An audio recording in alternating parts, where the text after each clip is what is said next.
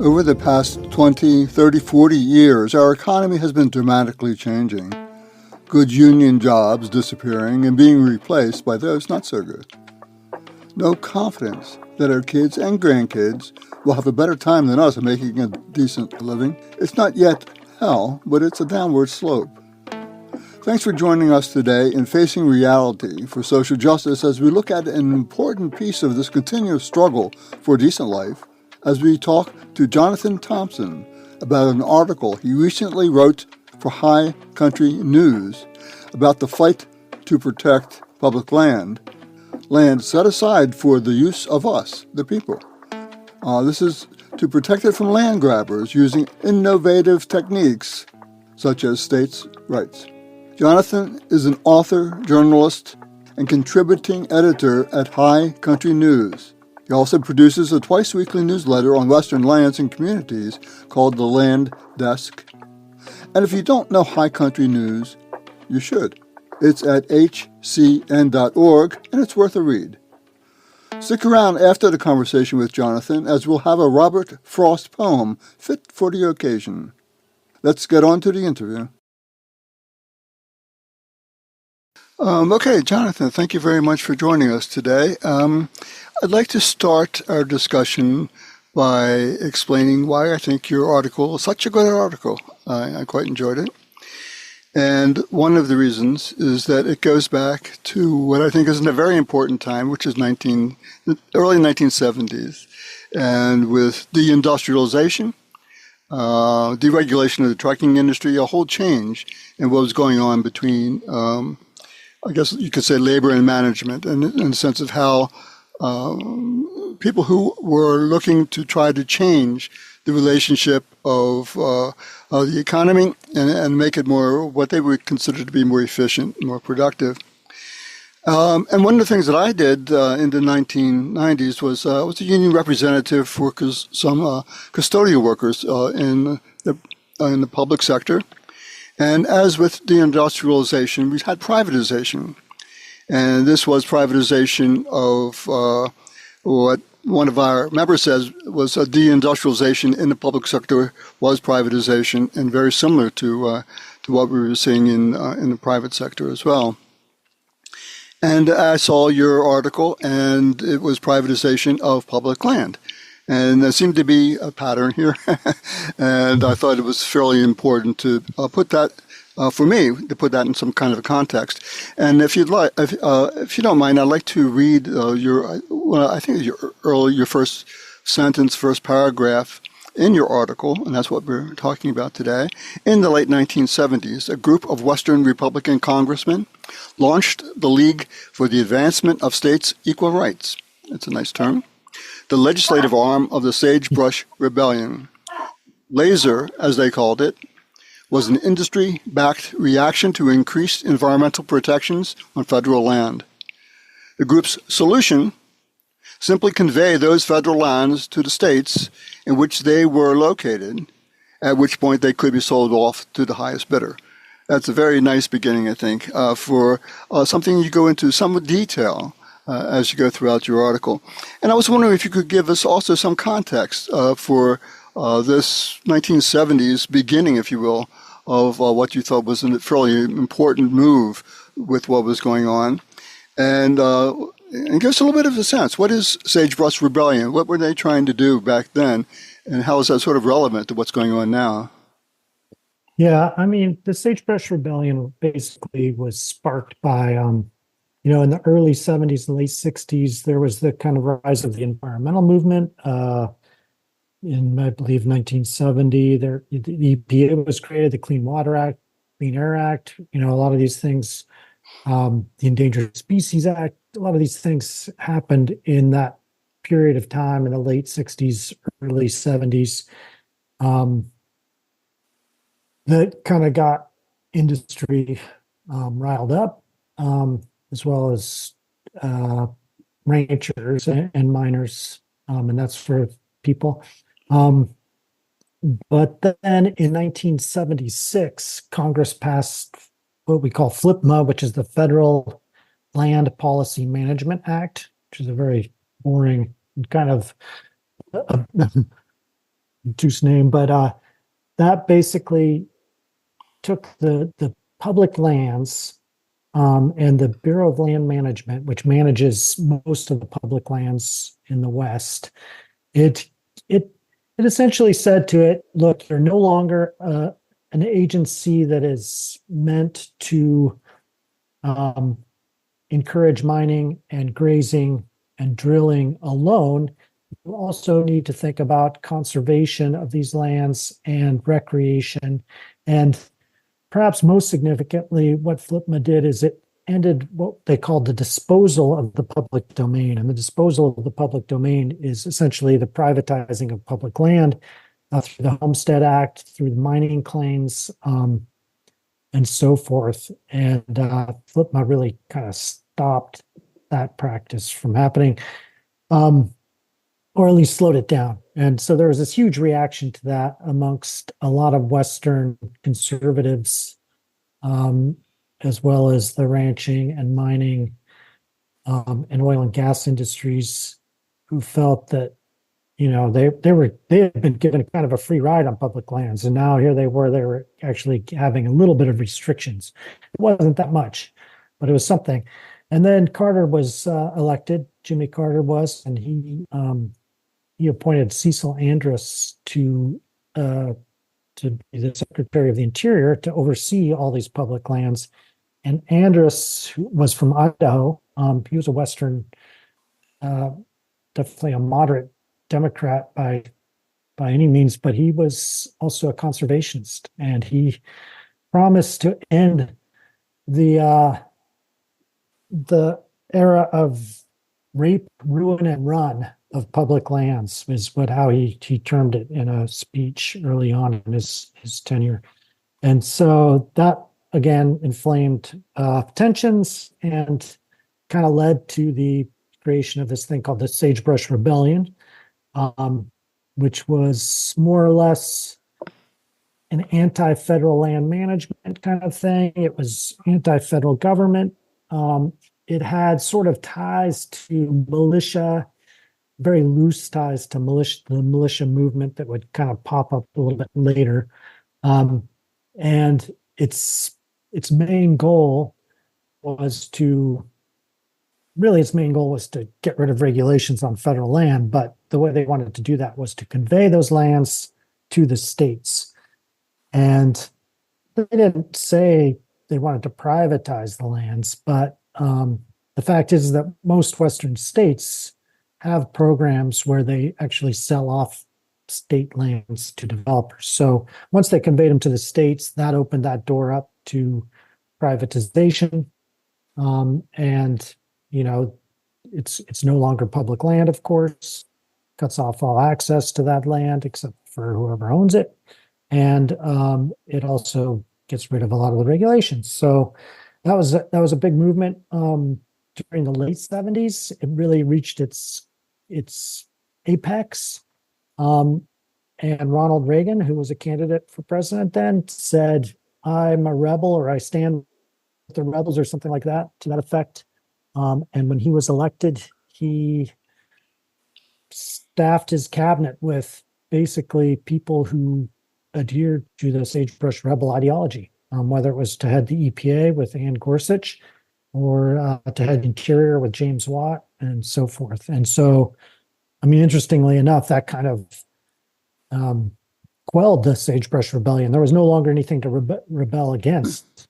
And but it also effectively ended efforts to privatize public land because they felt like they didn't need to anymore for the time being. But it only took a few years before these movements started popping up again and with different names.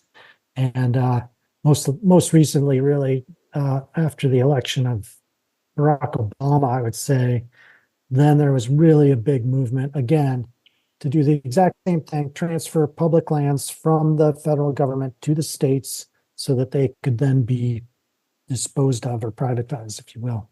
If there was, what kind of relationship? I mean, one of the things you're talking about is the relationship of the Sagebrush Rebellion and its legislative arm, as you say, how much of a relationship did they have to government, to the Reagan administration, to all the politics that was going on?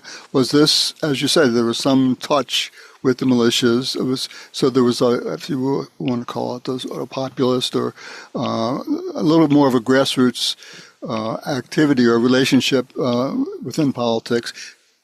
Could you give us a sense of what that movement was like? I mean, how much was it politics? How much was it, the politicians? How much was it the grassroots movement? And what was the inspiration from it in the sense of who was really behind trying to find some kind of a way to move forward with their program? Yeah, I mean, the original Sagebrush Rebellion, the one in the 70s, they didn't really have that much connection with kind of militia and that sort of thing, nor were they all that violent. Their rhetoric was sometimes heated, but it wasn't it wasn't that violent. But they did have very close ties with politicians. Basically, most Western Republican Congress members were kind of involved in some way or another.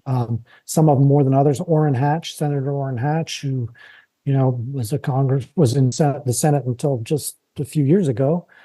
He was a senator back then too, and he was a strong supporter of the Sagebrush Rebellion. He's one of the people who started Laser, the legislative arm of it.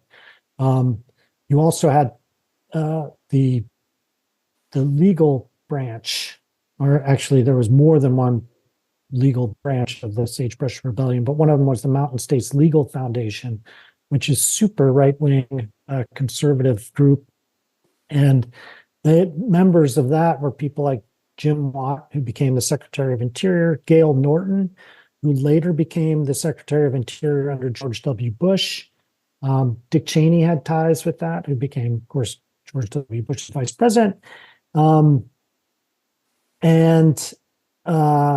And actually William Perry Pendley, who was just, this is how these movements, they don't ever go away. William Perry Pendley was BLM acting director under Trump, and he is the author of the chapter on public lands in the Project 2025 playbook that is, potentially going to guide Trump in his presidency if he were to be elected again. So you've got this guy who comes from way back in the Sagebrush Rebellion. He first got his start in bureaucracy and politics and that sort of thing back then in the late 70s, and he's still an active player. And he's he went through the Mountain States Legal Foundation kind of as well. So he's kind of bounced back and forth between Republican administrations and this Mountain States Legal Foundation, which their mission is basically to eliminate federal land management, environmental regulations, and ultimately to privatize public lands as much as possible. So you get this kind of bouncing back and forth between the public sector and the private sector, and these players who kind of keep coming in and out of government as you go along. Well, there was consistency and continuity here for a period of time, and I think it's an important part of what you're talking about. This is not just something that came out of nothing or is fairly new. It's something that has been in people's minds, and they have worked on it one way or another for quite a long time. And this is what we're talking about today. And I think I really like the sense that you have here where they're talking about tracts of land which are underutilized, meaning not actively being drilled or grazed to death, in a sense that what they're trying to do is utilization for them is specific to their economic interest, if you will, or political interest or social, whatever, how you want to define it. And that utilization can and often does conflict with why these places were set up in the first place, what kind of land we're talking about, why we have public land, and how it's intended to be used. And what they're doing from the way your article talks about it, is talking about states' rights as the opening door for them to be able to move into access to this land. And how does that work? I mean, they're saying effectively states' rights is an opening door to privatization. States' rights has a connotation all over the place for a lot of different kinds of things. And could you put that in some kind of a context for us? Is there a trend there, or something that fits together with what we generally know about the ideas and the politics of states' rights? Yeah, I mean, it's definitely goes way back. And the argument for the Western states, what they're talking about when they talk about their rights in the terms of public land is that, there's the clause in the Constitution. I can't remember what it is, but the article and all that stuff. But it says that all states should be admitted to the Union on an equal footing with all others. And their argument is that, well, yeah, but we were admitted into the Union with all this public land. And so we're not on an equal footing because we don't own the land, the public does. So we demand to get that land back. They usually talk about it like getting land back, even though they never had it as states. And so that's kind of the basis for their argument. And their goal, is simple. They see their right to this land as being able to control it, to be able to control what happens there. And they feel that it is being controlled instead by Washington, D.C. bureaucrats. When in fact it's actually being controlled by the American public ultimately. But and that, it rubs them the wrong way, for one thing. And so on an ideological level, I guess that's the ideological side of things. And then on the other side of things is that they see this land as being, as they come out right out and say, they see it as being underutilized unless it's basically making money for them or making money for industry of some sort. And so they want to utilize it. And because of regulations and because of the way public land works, that for them means getting the land to the states and ultimately privatizing.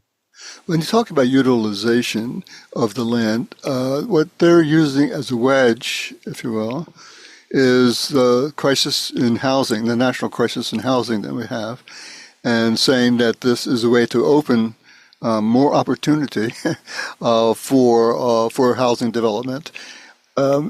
Is that what they're saying? I mean, in a sense, that is what they're saying. But what you're saying is that there's utilization of land for industry, for more economic use from their point of view. They're using housing as a wedge, but is that? I mean, could you talk about that? Your article talks about using that as an opportunity for them to convince people, if you will, that the housing crisis that we have is something that can be dealt with by using public lands. But if they did get that land to be public, is that where the development would go, into housing, or is there other things that they have in mind that you think that could be used by them for utilization if this stuff really does go through? Yeah, I mean, I think that there's a lot of proposals to use public land for housing, and I think some of them are probably honest and genuine, and I think others are simply a continuation. They've found a new justification for doing what they've been trying to do all along, which is to convey this land to the states and to private hands ultimately. And I think they've found a really good argument for it with housing, and they speak of, when you read these proposals, which include Senator Mike Lee of Utah, for example, has introduced a bill that actually uses that word, underutilized lands for housing, that would convey an undetermined amount of public land to the states or developers for use for housing. And they use the language in there to solve the housing crisis, to make housing affordable, et cetera, et cetera, et cetera. But the thing is that they don't have any provisions in there for affordable housing. They just have provisions for housing. It has to be used for housing, and for a certain density of housing. So I don't think that they are building in any kind of loopholes where that they could then drill it for oil or something like that. But whether it would actually solve the housing crisis is pretty doubtful, in my opinion. And this isn't just Republicans, and it's not just conservatives. It's also Democrats in places like Nevada who are also trying to do exactly the same thing. And, I think in some cases, maybe they are genuinely trying to deal with the housing problem, which there is a huge one in the West. But I don't think that they're really thinking it through. And I don't think that they really are seeing how the housing market works, which it doesn't simply follow the laws of supply and demand in a lot of these places. Right. Well, that's another thing I wanted to sort of get into, which I think you touched on. And I'll see if you can develop it a little bit. I think privatization, most of the big cities, many of the big cities that are run by Democrats are really, really heavily into privatization of varying kinds of public works, like custodial work that I represent, people I represented when I was with the union, everything under the sun, it seems to me, that they can. So it's not Democrat or Republican. It's a sense of entitlement that they feel they should have as politicians, as whoever they are, rather than have it set up the way it is. But one of the things that you talk about is that it doesn't work the way they might expect, because there is a problem, especially as you talk about in the article, with supply and demand in housing. And that's not a way to try to develop an answer to the problems that we have. And that was intriguing to me. And if you could develop that a little bit about how supply and demand works within the context we're talking about, within land development, within housing, and most specifically, obviously, within affordable housing, which is where the crisis is. So how do we look at that? What's a way for us to look at that a little bit? Yeah, I think that it's very complicated, because there are instances where I think laws of supply and demand do apply to housing. And an instance might be a medium-sized town or city where has some kind of boom, whether it's a manufacturing boom or some kind of sudden increase in the amount of jobs that are available there. And otherwise, it's an unremarkable city. Okay, so a factory opens, there's an oil and gas boom, something like that. A lot of people move in to take these jobs, and they take up all the housing pretty quickly that's available, and that creates the prices go up because there's a scarcity. And then somebody comes in and builds a lot more houses in response. And eventually supply catches up with demand, because there is a ceiling to demand, because there's only so many more new jobs. And there's that ceiling gets reached, and you kind of get a balance out, and prices normalize again, and you're okay. I think that's when supply and demand does work. But I think, now, especially after COVID, people aren't tied to those kind of tangible things like job creation and that sort of thing. And in Western communities, especially, I think, especially ones, kind of ironically, that are close to public land, there's something else that drives it. It's not jobs, it's not economic opportunity. It's just a desire to live in these certain places. And it's this amazing amount of wealth that some people have, that a slice of the population has, that allows them to spend kind of unlimited amounts of money for housing in order to own a piece of these places, if you will. And I don't see any real ceiling on that. So if you just build more houses at market rate, of course, you're going to sell them for whatever people are willing to pay for them, and people are willing to pay a lot, clearly. We've seen housing prices, median sales prices skyrocket in so many Western public lands communities, especially, but also in, big cities. Las Vegas, for example, is one that I use as an example. Is it's a big city, but it's also a public lands gateway place. It's surrounded by public lands, which is part of what makes it appealing, but it's part of what also is driving these efforts to privatize that public land for housing. And I just don't see there being kind of the same dynamic working there because, simply increasing supply, I think will just induce more demand, if anything else. And if people don't want to live there, maybe they'll just want to invest in there, or maybe they'll just want to buy housing to rent out as an Airbnb. There's all these new kind of things going on that have really complicated the housing market. And so most of these initiatives, they would sell off this public land. They would make these vast tracts of land available on the fringes of these cities or towns, not within them. So you're not up zoning, you're not upping density or something like that, or doing infill. You're actually creating more sprawl because you're building these houses, market rate housing out on the edges, which, unless you're building probably tens of thousands of houses, you're not going to affect prices much, I don't think. And you're just going to increase sprawl. And in Las Vegas's case, you're going to further strain very, very scarce water supplies. So, there is a housing shortage, but it's an affordable housing shortage, not a market rate housing shortage. So if you want to tackle that shortage, I think you need to build more affordable houses. And the only way to do that is really to get government more involved, not less. That's such an important issue, and it's not being talked about in that way. What you'll see sometimes in my community, we'll have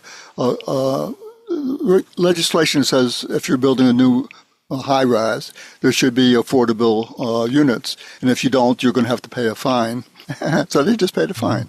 They add it to the costs, and that's the way it goes. It's such a big issue, and they're only looking at it, seems to me, mostly looking at it from the market point of view rather than the housing point of view.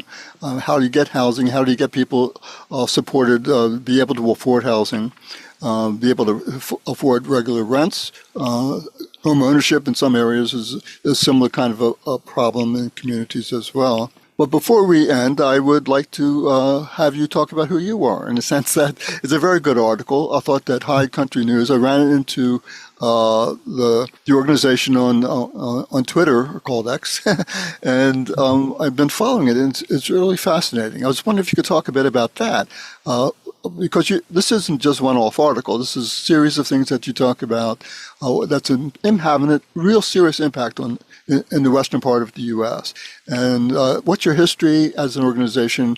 And give us a little bit of sense of who you are, if you could. Sure. Yeah. Well, I'm Jonathon Thompson, so I'm a journalist. I've been covering mostly Western issues since I started back in the 90s, when I started working for a local newspaper in a town called Silverton, Colorado, in southwest Colorado, in a little mining town. I joined High Country News in 2006, and High Country News is a nonprofit publication. It was founded in Wyoming in 1970 by an old school teacher rancher named Tom Bell, and it was formed kind of on the one hand, while these environmental regulations were kind of coming in, but also at a time when uranium mining was going crazy, when the energy crises were starting to happen, and they had serious ramifications for the Western United States, because all these ideas of becoming energy independent were kind of saddled on the West with coal mining and oil and gas drilling and all this kind of thing. Even as Carter was doing these conservation efforts, he was also promoting coal mining and drilling and that kind of thing. So So it rose up during that time, and it was mostly an environmental publication that focused on a kind of the interior West. And over time, it expanded, it grew. It grew not only its coverage area, it now covers basically 12 states in the West, including Alaska, including the coasts, including urban areas. We've kind of expanded our voices that we have and the kind of coverage we do too. So we cover more economic things, more equity issues, more environmental justice, and certainly the housing crisis as well. And you know, it's been interesting. You know, basically we chronicle the changing Western United States, and it has changed a lot, but in many ways it's stayed the same too. And you get these same kind of currents running through history, you know, from way back to now, and you see similar patterns kind of repeating, which is fascinating to cover and hopefully interesting to read as well. Oh, it is quite interesting to read. Yeah, and there's varying kinds of articles that talk about how to deal with the heat. If you're if you're outside, and these days, which is it's a life and death situation in some circumstances. It's extraordinary what's going on. And you also have articles similar to what we're talking about today. How do you deal with the question of housing? I don't even know if that's a question of housing. It's a question of privatization. It's a question of who's going to control the direction of the economy. Is it going to be people who are developers, or is it going to be people who are interested in having affordable housing? It's a conflict that's not new. But it's taking its own form these days. And it's Democrats and Republicans, different angles, different approaches, but people still look too much, I think, at the market rather than at the end results of the kinds of things that we're talking about today. And I think also the people listening to our show today should be interested in high country news because it's a fascinating combination of politics and issues similar to what we're talking about, and gives a direction, I think, to a part of the discussion, national discussion, about all issues that are important to us that we don't often think about. At least I don't. And I thank you very much, Jonathon, for your time today. And have a good day, and thank you very much. Thank you so much for having me. It's a pleasure.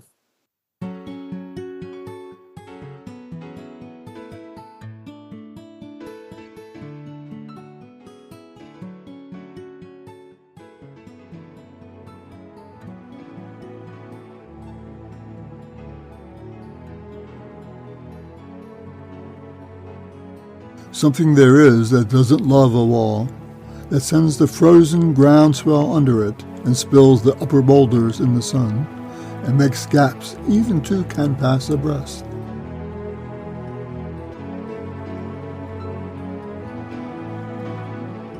The work of hunters is another thing. I've come after them and made repair where they left not one stone on a stone.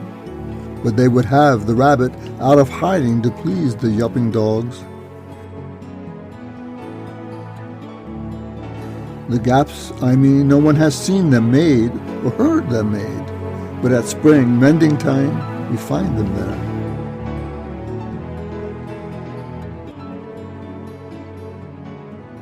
I let my neighbor know beyond the hill, and on a day we meet to walk the line and set the wall between us once again. We keep the wall between us as we go, to each the boulders that have fallen to each. And some are loaves, and some are nearly balls. We have to use a spell to make them balance. Stay where you are until our backs are turned. We wear our fingers rough with handling them.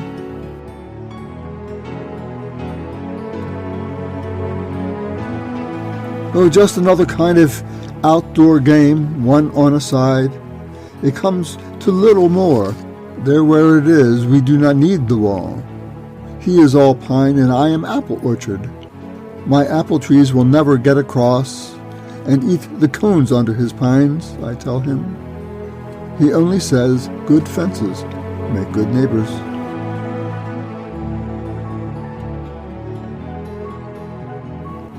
Spring is the mischief in me, and I wonder if I could put a notion in his head.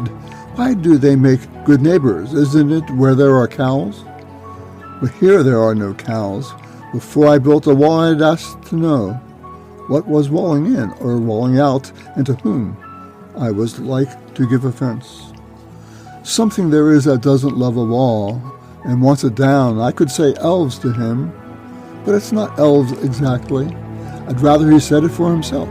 I see him there, bringing a stone grasped firmly by the top in each hand, like an old stone savage armed.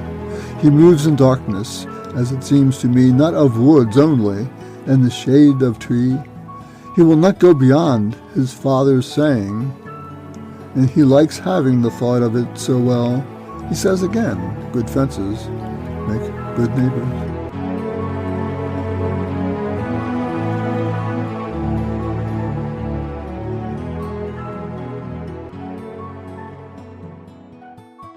That was Mending Wall, written by Robert Frost in 1914, and it followed our conversation with Jonathon Thompson about his article in High Country News.